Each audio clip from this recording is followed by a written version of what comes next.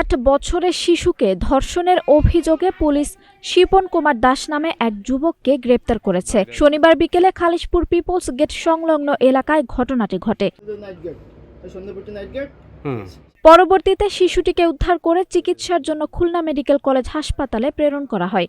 খালিশপুর থানার officer in charge Touhiduzzaman বলেন, victim প্রথম শ্রেণীর ছাত্রী। শনিবার প্রাইভেট শেষে বাসায় এসে ঘরে অবস্থান করে। বাসায় মেয়েকে একা রেখে পাশের বাড়ির চাচার বাড়িতে মাছ কাটার জন্য মা চলে যান।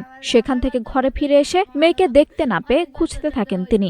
কিছুক্ষণ পর শিপন কুমারের বাড়ি থেকে কান্না করতে করতে মায়ের কাছে আসে শিশুটি। পরবর্তীতে কান্নার কারণ জানতে চাইলে মেয়ে বলে, শিপন দুপুর 1টার দিকে খাবার কিনে দেওয়ার প্রলোভন দিয়ে ডেকে নিয়ে রেজাউলের বাড়ির 2য় তলায় একটি কক্ষে নিয়ে ধর্ষণ করে। বিষয়টি কাউকে না বলার জন্য সে হুমকি প্রদান করে। তিনি আরও জানান, ভিকটিমের মা গৃহ পরিচারিকার কাজ করেন। পক্ষান্তরে শিপন রেজাউল করিমের বাড়ির কেয়ারটেকার। বিষয়টি প্রথমে চাপা থাকলেও পরবর্তীতে জানাজানি হয়। এ ঘটনায় ভিকটিমের মা খালিশপুর থানায় মামলা দায়ের করেছে। শিপনকে গতকাল রাতে গ্রেপ্তার করা হয়।